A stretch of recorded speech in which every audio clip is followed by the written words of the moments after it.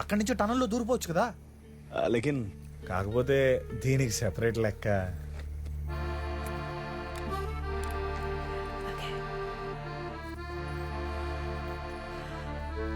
Can I photo? Thank you.